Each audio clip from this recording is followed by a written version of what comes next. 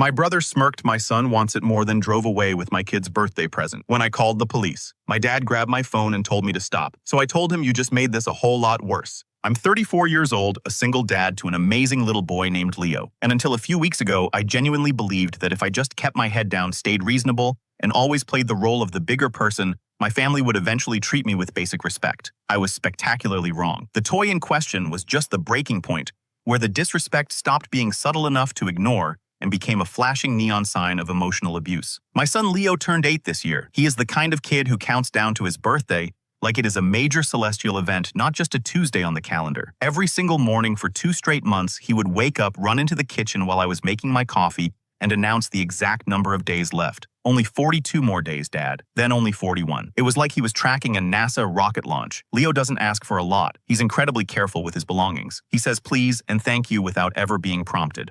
And he still gets genuinely thrilled over small things that most kids his age completely take for granted, like an extra scoop of ice cream or a trip to the local park. About 4 months before his birthday, we were walking past a sporting goods store in our neighborhood when he saw it, a miniature battery-powered electric dirt bike. It was a beautiful custom-painted metallic blue Razor MX350 with heavy-duty knobby tires and matte black handlebars. He stopped so suddenly on the sidewalk that I nearly tripped right over him. He just stood there staring through the glass, his little hands shoved deep into his jacket pockets, rocking back and forth on his heels. "Dad!" he whispered, his breath fogging up the glass. "That is the coolest thing I have ever seen in my entire life." He didn't beg for it. He didn't throw a tantrum or demand that I buy it. He just admired it with his quiet, pure reverence.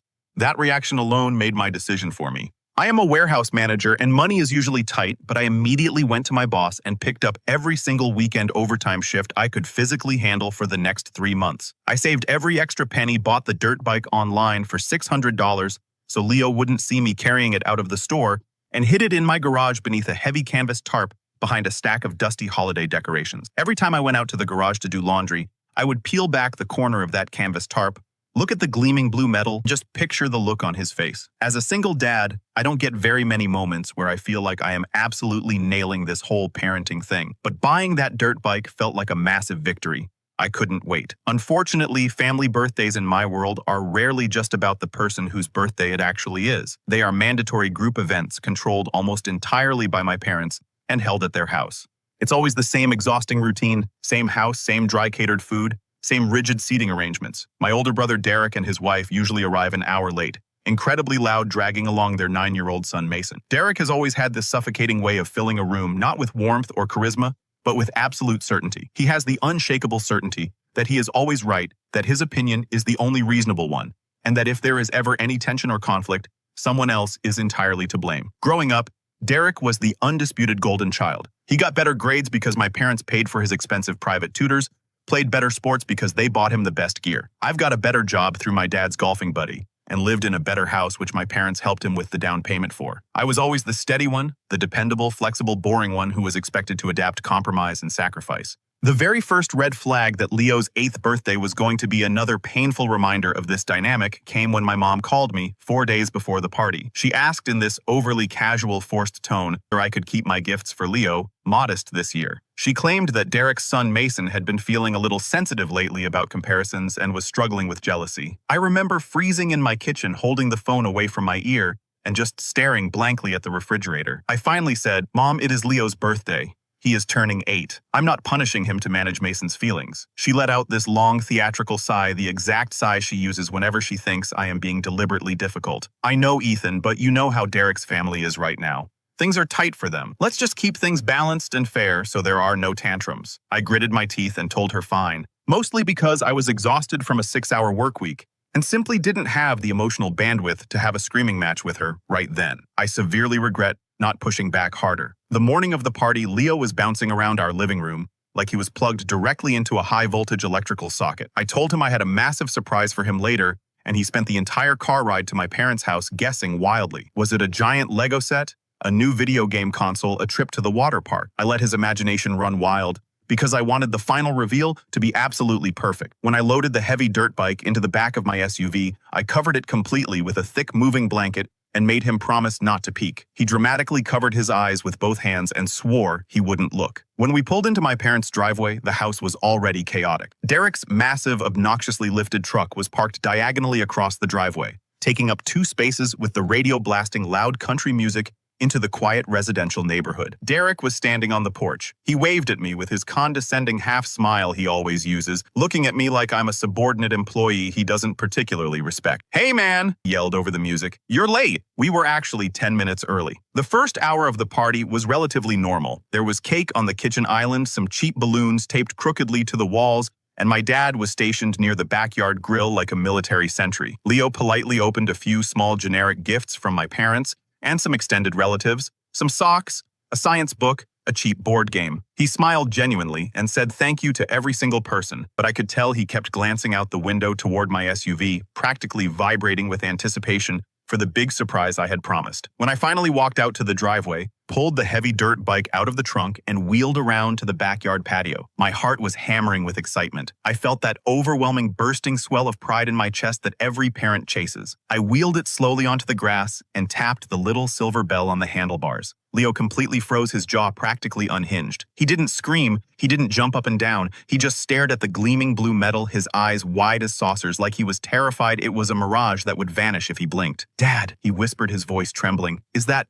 really mine?" I nodded, beaming. He sprinted across the yard and hugged my waist so hard he nearly knocked the wind out of me. It was a perfect, beautiful moment. That should have been the end of the story. Happy kid, an awesome dirt bike, and a core memory locked in forever. Instead, I looked up and noticed Derek watching us from the corner of the patio, his jaw clenched tight and his eyes narrowed.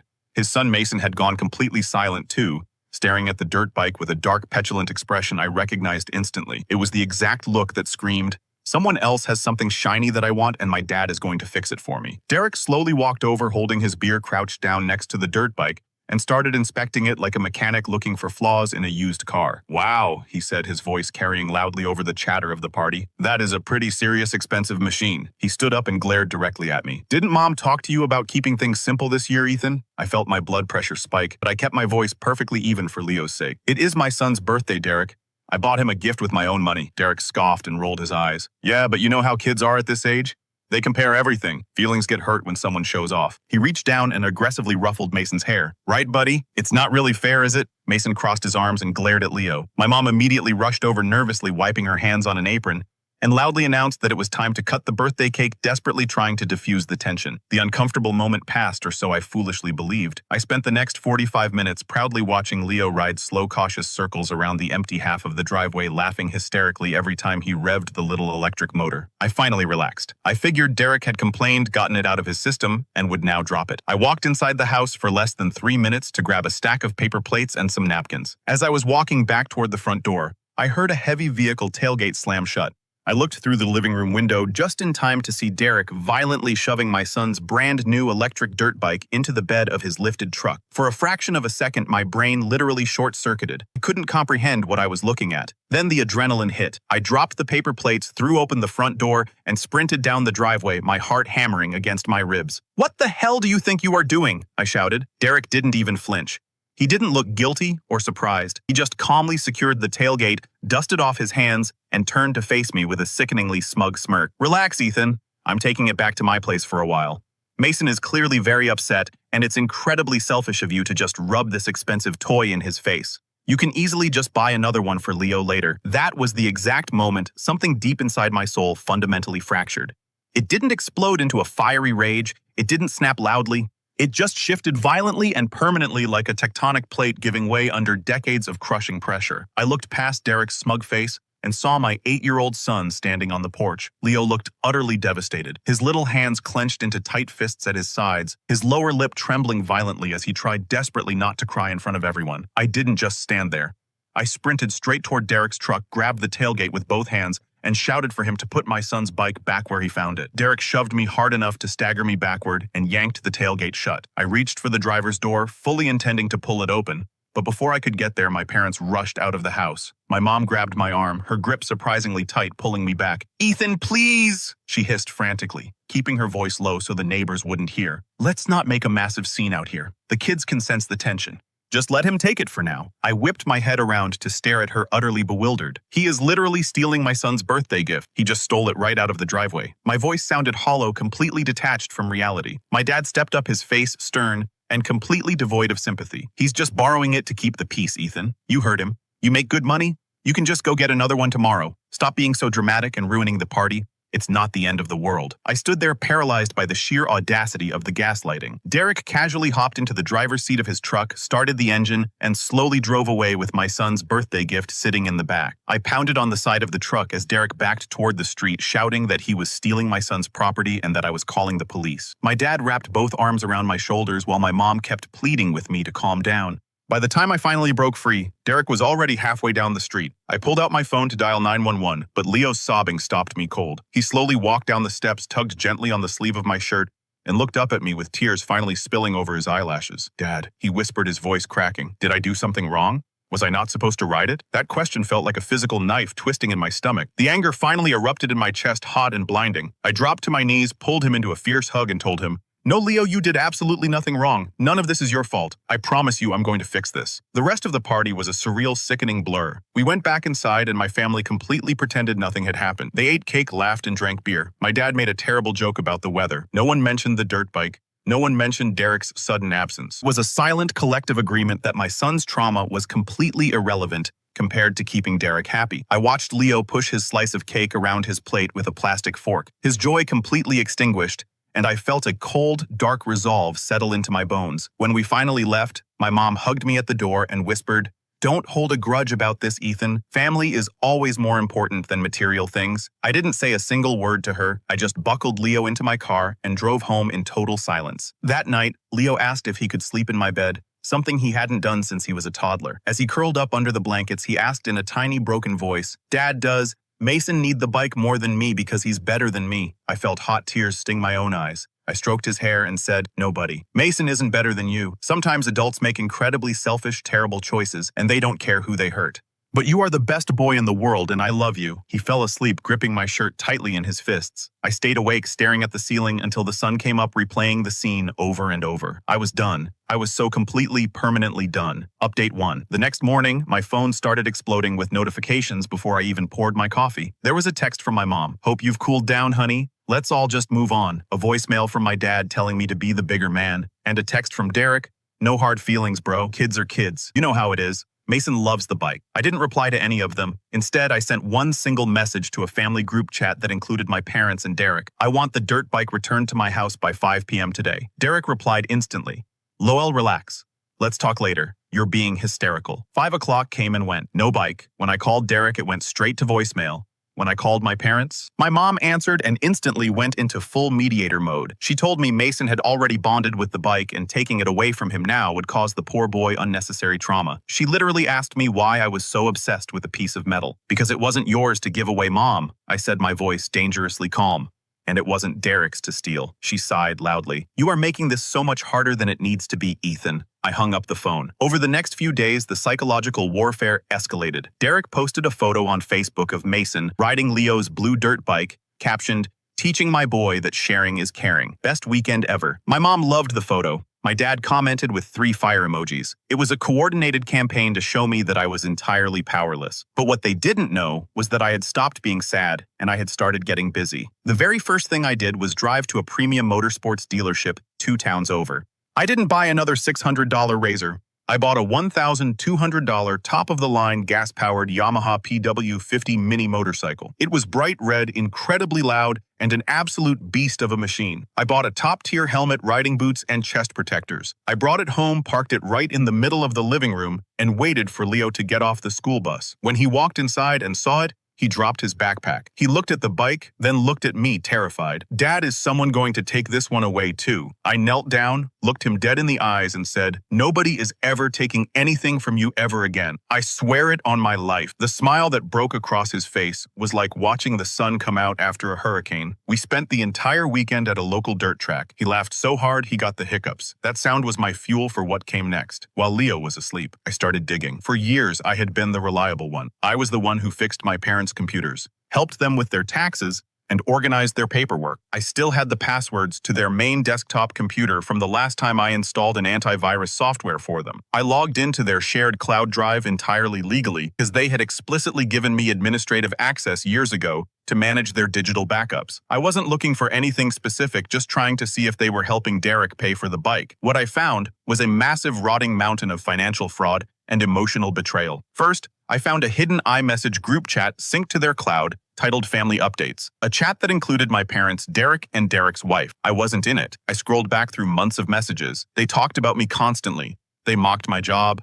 They called me boring, too sensitive, and a convenient ATM. But the message that made my blood run ice cold was sent by my mom 2 days before Leo's birthday party. Derek, I know Mason wants the dirt bike Ethan is buying. Just let Ethan bring it to the party and you can take it home later. Ethan won't fight back. He never does. It's easier to just let you have it than deal with Mason crying. We'll handle Ethan's emotions. They had planned the theft. It wasn't a spur-of-the-moment reaction. It was a premeditated robbery facilitated by my own parents. But the messages weren't even the worst part. As I dug deeper into their saved financial PDFs, I found a folder labeled Derek House. I opened it and discovered a series of bank statements. 5 years ago, when I was 29, I had temporarily co-signed on a small personal loan to help my parents fix their roof. I paid my portion, the roof was fixed, and I forgot about it. But they never closed the joint line of credit. According to the documents on the screen, my parents had secretly kept that line of credit open, forged my digital signature on an extension document, and maxed it out to the tune of $45,000. Where did the money go? Direct wire transfers to Derek's bank account to pay for his massive home renovations, his wife's luxury SUV lease, and his recent business investments that went nowhere. They had stolen my credit capacity, risked my entire financial future, and burdened my name with $45,000 of debt to fund my golden child brother's lavish lifestyle. And now the cherry on top, the most recent bank notice, showed that they were 3 months behind on the payments. The bank was threatening to send the account to collections, which would utterly destroy my pristine credit score. I sat in the dark glow of my computer monitor at 3 a.m., vibrating with a level of rage I didn't know a human body could contain. I didn't cry, I didn't scream, I just started printing. I printed every single text message, every single bank statement, every single wire transfer receipt. I compiled a massive, irrefutable binder of their crime. The next morning, I took the day off work. I went straight to the bank. Because my name was technically on the account as the primary guarantor, I had full legal authority over it. I sat down with the branch manager, presented my ID, and explained that I believed the recent extensions and withdrawals were fraudulent and unauthorized by me. I initiated a formal fraud investigation, immediately froze the entire line of credit, and revoked my parents' access to the funds. The manager informed me that doing this would trigger an immediate default status on the $45,000, meaning the bank would aggressively pursue my parents for the full balance immediately, and they would likely put a lien on my parents' house. I smiled and said, "Please proceed as quickly as possible." Then I drove to the local police precinct. I walked up to the desk sergeant and calmly filed a formal report for grand theft. I gave them the make, model, serial number, and receipt for the $600 electric dirt bike. I named Derek as the thief. I provided his home address, his license plate number, and screenshots of his Facebook post bragging about having the stolen property. I explicitly stated I wanted to press full criminal charges. The officer took my statement, handed me a copy of the official police report, and told me a detective would be reaching out to Derek shortly. I went home, put the binder and the police report into a neat manila envelope, and waited. 2 days later, the trap presented itself perfectly. My mom called me, her voice dripping with fake sweetness. "Ethan, we are hosting a big family dinner this Sunday. A reset gathering. Derek wants to clear the air and apologize for the misunderstanding with the toy. We want to bring the family back together. Please bring Leo." I knew exactly what this was. They were going to corner me in front of the extended family, force a fake apology from Derek, and pressure me into letting it go so they could maintain their perfect family image. "I'll be there," I said smoothly. "But Leo is staying with a babysitter. This is an adult conversation." "Oh, wonderful," she chirped, completely oblivious to the hurricane heading directly for her house. "See you Sunday." Update 2. When I pulled up to my parents' house on Sunday evening, the driveway was packed. Aunts, uncles, cousins, they had invited everyone to witness my submission. I walked through the front door carrying nothing but my keys and the thick manila envelope tucked under my arm. The living room was buzzing with conversation. Derek was lounging in my dad's favorite recliner holding a beer, looking like the king of the castle. His wife was sitting on the sofa, scrolling on her phone. My parents were bustling around the kitchen. When they saw me, my dad aggressively clapped his hands together. "Ethan, good to see you, son. Let's get this silly little disagreement behind us." "Right." I walked directly to the center of the living room and stood in front of the coffee table. The room slowly went quiet as people noticed I wasn't smiling. My mom wiped her hands on a towel and forced a laugh. "Well, Derek has something he wants to say to you, Ethan." "Go ahead, Derek." Derek sighed dramatically, rolled his eyes at his wife, and stood up. He didn't even look me in the eye. "Look, Ethan, I'm sorry you got your feelings hurt over the toy. Mason just really liked it, and I figured since you're doing fine, you wouldn't mind helping out your nephew. But I apologize if you felt slighted. We cool?" He held out his hand for a bro shake, entirely confident that I would take it. I looked at his hand, then I looked at my parents. Then I looked at the extended family watching us. "We are not cool," I said. My voice was quiet, but it cut through the room like a razor blade. Derek dropped his hand, his smug smile faltering. "Oh, come on, Ethan." My dad barked, stepping forward. He apologized. "Stop being so stubborn. It's just a damn kid's bike. You're tearing this family apart over a piece of plastic. It's actually not about the bike anymore, Dad," I said, unfastening the clasp on the manila envelope. "It's about the $45,000 you and Mom stole from me to pay for Derek's house." The silence that fell over the room was absolute. It was so quiet you could hear the hum of the refrigerator in the kitchen. My mom's face instantly drained of all color, turning a sickly ash and gray. Derek froze, his eyes darting nervously toward my parents. What are you talking about?" my uncle muttered from the back of the room. I pulled out the first stack of papers and dropped them onto the coffee table. 5 years ago, I co-signed a loan for a roof repair. You kept the account open, forged my signature to extend the credit line, and maxed it out to $45,000. I have the bank statements right here. Every single penny was wire transferred directly to Derek's checking account. I looked directly at Derek, who was suddenly sweating profusely. "How's the new kitchen remodel, Derek, enjoying the granite countertops I apparently paid for?" "Ethan, stop right now," my mom shrieked, her voice cracking in pure panic. "This is a private family financial matter. You are taking things completely out of context." The context, I continued, raising my voice just enough to overpower hers, is that you are 3 months behind on the payments and you were about to tank my credit score. So on Thursday, I went to the bank. I reported the forged signatures as fraud. I permanently froze the account. The bank manager informed me that the loan is now in immediate default. They will be demanding the full $45,000 balance from you this week. If you can't pay it, they will put a lien on this house. My dad stumbled backward and literally collapsed onto the sofa, clutching his chest. Derek turned entirely pale. "You froze the money," Derek stammered. "Ethan, my mortgage payment comes out of that account. My truck payment is tied to that." "That sounds like a massive personal problem, Derek," I said coldly. "You vindictive little piece of shit," Derek roared, taking a threatening step toward me with his fists. "I'll kill you. You're ruining my life over a stupid toy." "Actually," I said, pulling the final piece of paper from the envelope and holding it up, "I'm ruining your life because you're a thief." And speaking of the toy, I tossed the official police report onto the table right on top of the bank statements. The bright blue police precinct logo was impossible to miss. "What is that?" my aunt gasped. "That is a formal police report for grand theft," I said, staring dead into Derek's terrified eyes. "I filed it 3 days ago. I gave the detective your name, your address, and the photographic evidence of you possessing stolen property valued over $500. The detective told me he will be visiting your house tomorrow morning to execute a search warrant and potentially arrest you." Derek's wife let out a loud, horrified sob and covered her face with her hands. Derek staggered back like I had physically punched him in the jaw. "You called the cops on your own brother over a toy you stole from my son," I said, my voice dropping to a deadly, icy whisper. "You looked my crying 8-year-old in the eyes, stole his birthday present, and drove away laughing. And Mom and Dad helped you plan it." I pulled out the printed transcript of their group chat and threw it onto the table. "I read the family updates chat. I know you plan to steal it beforehand. I know you think I'm just a convenient ATM who will never fight back. Well, the ATM is permanently closed." I looked around the room at the stunned, horrified faces of my extended relatives. My aunts and uncles were staring at my parents in absolute disgust. "You have 24 hours to return the dirt bike to my driveway in pristine condition." I told Derek, "If it is there, I will call the detective and tell him the property was returned,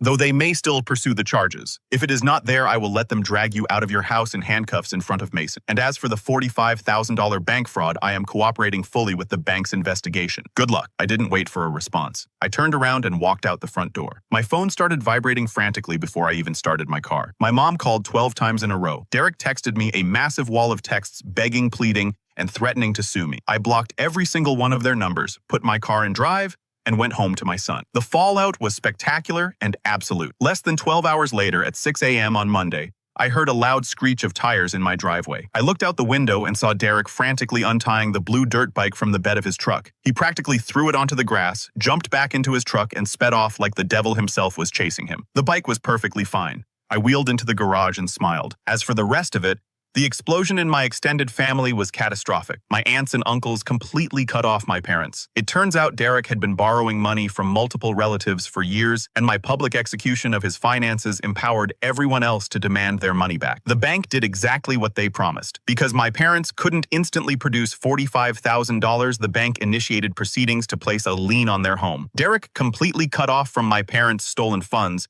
couldn't make his own inflated mortgage payments. Last I heard, through a cousin, Derek's luxury truck was repossessed in the middle of the night, and he and his wife are currently desperately trying to short sell their house to avoid total bankruptcy. My parents tried to show up at my house once sobbing, begging to see Leo, claiming I was destroying the family over a misunderstanding. I didn't even open the door. I spoke to them through the Ring doorbell camera and told them if they ever stepped foot on my property again, I would have them arrested for trespassing. They haven't been back since. It has been 2 months. My house is quiet, peaceful, and completely free of their toxic, suffocating weight. I got a promotion at work largely because I finally stopped spending all my mental energy managing my family's manufactured crisis. Yesterday evening, the weather was perfect. I sat on my front porch with a cold beer and watched Leo absolutely tear up the empty cul-de-sac on his massive roaring red Yamaha motorcycle. He was wearing his helmet completely covered in mud, laughing so hard the sound echoed off the houses. He pulled up to the driveway, cut the engine, and lifted his visor, beaming at me. "Dad," he yelled, his eyes sparkling. "Did you see how fast I went? Nobody can catch me." I raised my bottle to him, feeling a deep, profound peace settle over my entire life. "Nobody is ever going to catch you, buddy.